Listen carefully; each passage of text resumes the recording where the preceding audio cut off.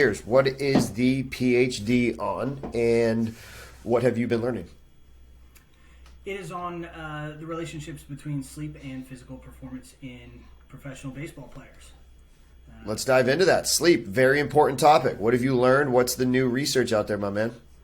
Oh, the interventions are the hard part, right? We all know that we need more sleep.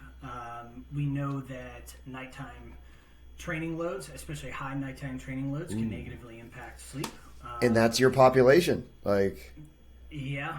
And I'm sure they're all stimulating up, getting coffee, let alone maybe any of the relief pitchers that are they may go in, they may not, they get all fucking amped up. That's what my cousin was having to do, right? Or shit.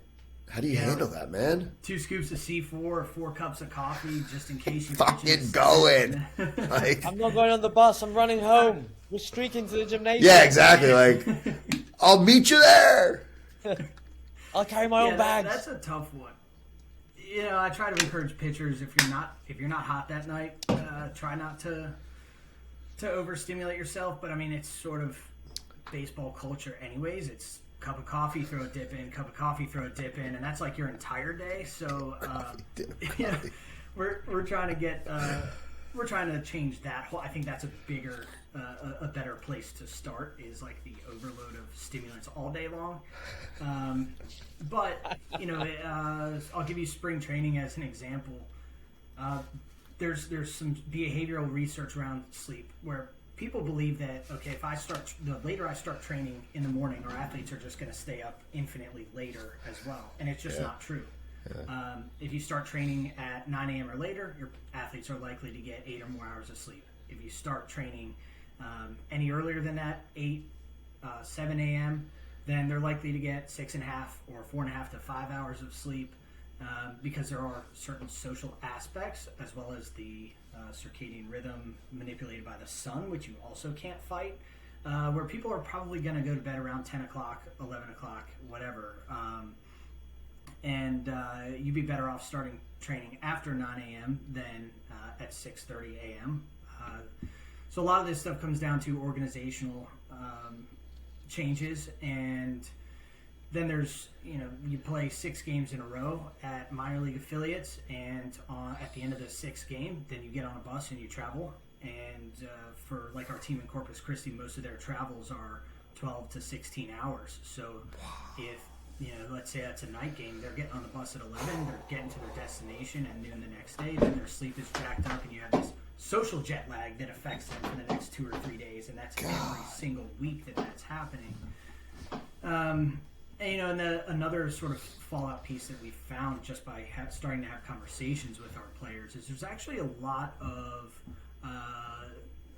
more prevalent anxiety and stress issues that are impacting players' sleep than we were aware of, and guys tend to not come forward about that stuff. But when we start talking about sleep, that's when they started coming into my office and they wanted to have conversations, and we kind of dig down into that and can get them the help that they need. But to get back a little more on an attractive topic, when I was with USA Field Hockey, we measured sleep on our players every night. Okay. And I worked. We had a sensor. How'd you measure? Sorry to interrupt. How'd you measure it? What was your instrument? It was called Early Sense. It was a piezoelectric sensor, basically measured vibrations, and it went between the mattresses and box springs. Okay, it was a pad. Gotcha. Yep. Mm-hmm. And it connected to an app on the player's phone, and we worked with a company in Israel to create a coach dashboard, which was loosely validated, combining their objective sleep information with subjective wellness information and training load information, and we would use that to give us sort of as an input for training. It would give us a training readiness score for players, which we did not make day-to-day decisions off of. We would look at patterns over time and then make decisions. It became especially useful with long-haul travel. We got to a point using blue light therapy and other modalities where if we were changing time zones by 10 hours, we knew that we could be fully adjusted within 7 to 8 days instead of 9 to 10 days. And those things make a difference over time. So in the context of baseball, a lot of the sleep community still believes that, one of the only successful interventions, non pharmacological interventions for sleep is to tell people to spend more time in bed, which is true. But it is very hard, or a lot of the sleep community does not believe that you can manipulate sleep architecture variables, like how much REM sleep do you get, how much deep sleep do you get, outside of, we know if you train really hard, you're probably going to spend a little more time in deep sleep, etc.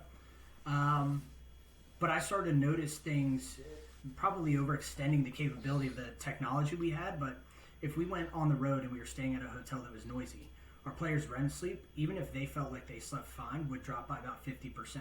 Wow. And so I believe, I'm hypothesizing that there are ways to manipulate some of those sleep architecture variables, aside from just sleep hygiene coaching, and that's kind of what I'm interested in getting at.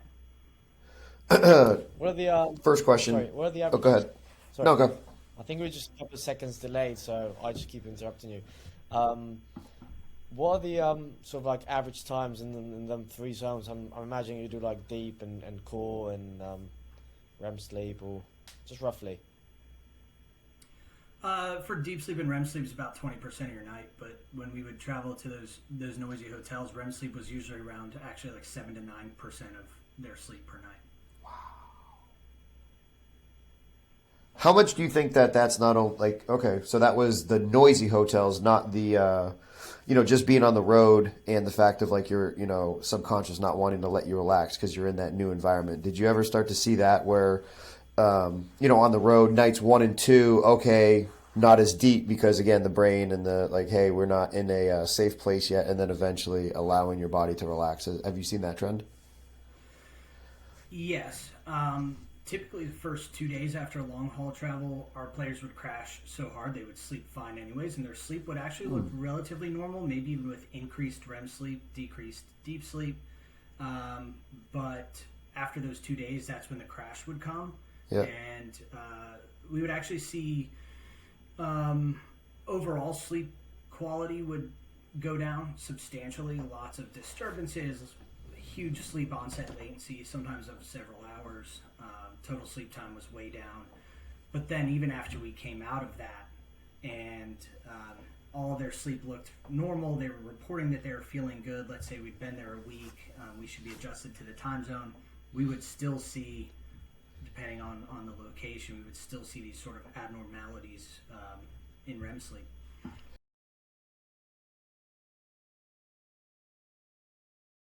Congratulations on making it to the end of the video. Why don't you celebrate by watching more videos just like it? You can also help us on our quest to placate the algorithm gods by liking, sharing, subscribing, and commenting. Thank you.